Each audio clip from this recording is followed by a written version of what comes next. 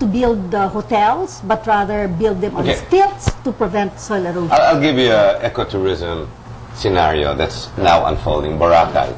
Katiklan with San Miguel wants to expand it. We are now doing some 30 flights a day. There are about 4 different airlines. They're coming in and out. The tourism is definitely a boom. It's now a 365-year tourism site. It's no longer just a weekend or whatever holiday. The problem is it poses a danger because may exit masyadong runway ng Katiklan. And to extend that, you have to actually cut down a bit of the mountain. Now, an environmentalist, the scientist came up and said, hey guys, the reason the pristine beaches are the way they are and the topsoil sa ganda ng Boracay, nakakatapa ka pag mainit ang lupa, kasi yung bundok na yun. Ako na pa binabasa ko, linuloko ba ako nito? But then again, let me finish the article. Scientist naman siya. Do you believe that? I mean, he's saying that... Well, this is a scientist. Exactly. So I'm bringing it up because it's a big issue. It's been written up in a number of editorials. They're saying the other side of the coin, of course you've got San Miguel there winning the contract, and they're going to expand and progress, they're putting money in. They're going to make the airport more safe and more internationally inclined, and it'll be good for the tourism of Boracay. And then the next problem they'll have na lang are the wharfs, no? Kasi doon, ang problema ng Boracay kasi it's not senior citizen friendly, eh. When you start riding those, yung mga gangplanks, di ba yung packet ng mga barko, malaglag ka lang dyan, mapalihan ka, wala na, tapos na buhay mo. Yung holiday, bali wala. Kaya I hate that place. Not that I'm a senior citizen, but I'm well on my way. But going back there, so the planes land, and as soon as it lands, it's got to come to an abrupt stop. So they have those funny old planes, the Fokkers, which are about easily 35, 40 years old. And you've got to come on with the new planes. And the only way is, hey guys, let's cut that mountain. Very much like what they did in the SC Tex going to Subic. And yet that road is beautiful. Do you agree with that? Na yung bundok na yun, sinasabi nila, yung top sand daw ng Boracay, kasi doon sa bundok na yun, yung lupa, yung sand daw, it has something to do. Is that hocus pocus or hocus picos? I mean, as they say it now? I don't know. Kayo po. Well, I realize it's not part of the program, but that's coming to ecotourism. Okay. Yeah, but in a sense, it's true also because depending on the time of day, the mountain there will cast a shadow on the beaches, no? So it will really cool down the beaches. But sand daw, eh. So whether nandoon si mountain or not, once it is noontime, the sand there is really very hot. So it's very difficult to walk on the sand. And that mountain will shorten the time for the sand to cool down, no? Yes. Yeah, because to make it vulnerable. Yeah, because if the mountain is sliced off, then the sun shining on the sand will still be there until 4 o'clock, 5 o'clock p.m. Right? No, but since the mountain is there, the sun, the mountain will block the sun, and probably by 3 o'clock, the sun will begin to cool. Yeah. Something like that. No. So we should listen to nature. But these are supposed to be the scientists of nature that are presenting the problem to what we call progress and safety. Where do we begin now with progress, safety versus the environment? Kasi gaya na, ang tourism. Corollary to that question, Harry, is what about the carrying capacity of Boracay? But we forget about that. Wala namang suri yan, di ba? Di ba, puro chloroform na yun, di ba? Di ba si Mina Gabor sa tourism, tinira pa nga siya dyan, and she had to go there and swim to show together with President Ramos to show that na okay. Tama nga naman eh. So where do we divide what's the dividing line between the sensitivity of biodiversity, ecotourism, and progress, money, and what you call material happiness? Yeah. Well, in our case, no, we try to balance development with environment. Yeah, sustainable. Sustainable. Well, you have sustainable development, but we cannot totally be anti-development, and we cannot totally be anti-environment. Right. But having a choice, which should we go? We should go with environment, not development. The balance. There's still a balance. There must be a balance. But sino magiging balance natin? Definitely not GMA. Kung nga pala, patapos na yun, ano? I know, boy, bunda. No, but who's going to be the balance? Who's going to be...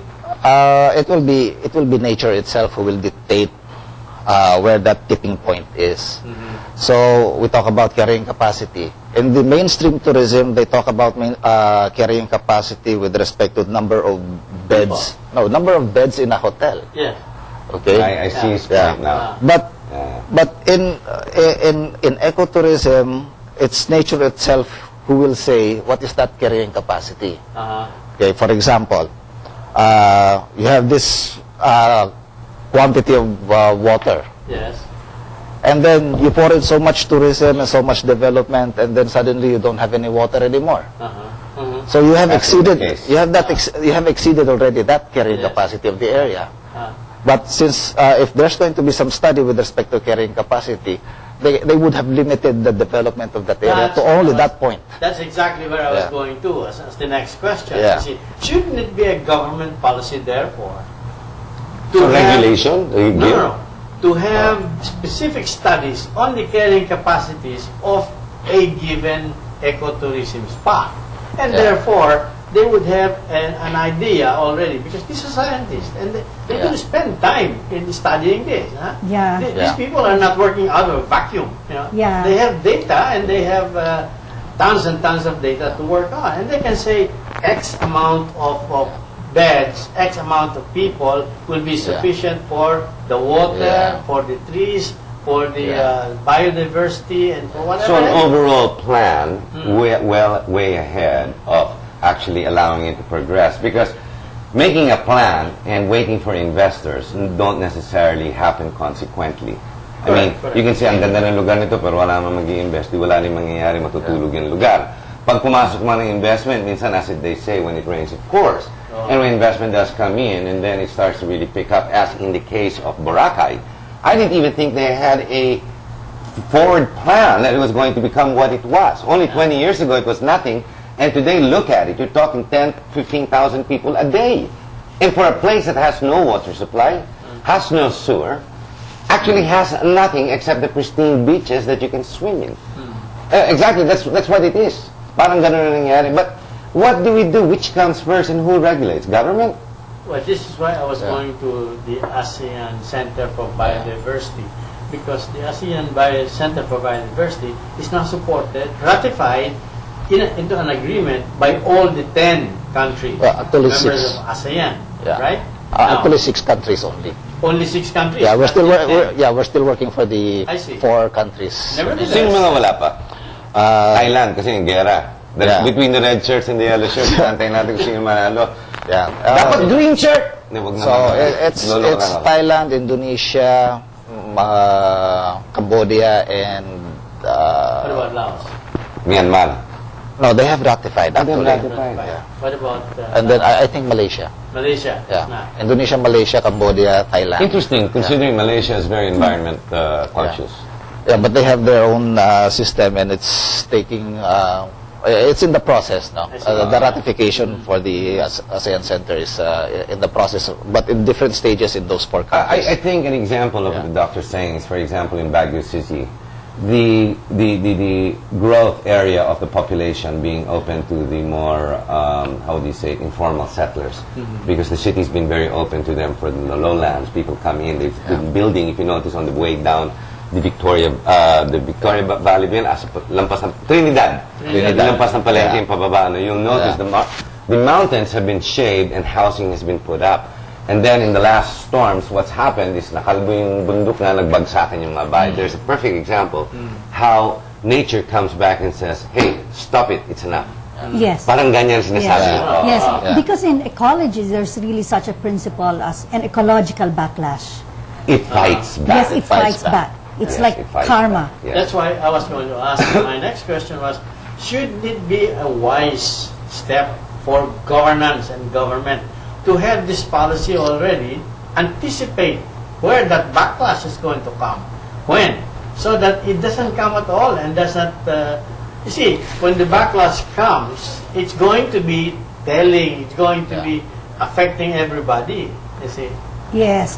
In a lot of ecotourism sites all over the world, they do the studies even at the planning stage. Yes, yes. So that Dapat. science is incorporated into the Dapat. planning. Yeah. Yes. Not necessarily. Okay, let's look at the ecological disaster now unfolding. It's now on its 50th day. Today, the Louisiana, the problem of the oil leak, Yes. the ecological Illegal. disaster. Now, as of today, it's 15 million barrels of oil. And you know what's scary is the oil pala when it goes in water, it's color red, no? it scares me because of that Nostradamus thing, you know, that when the seas turn red, and I thought,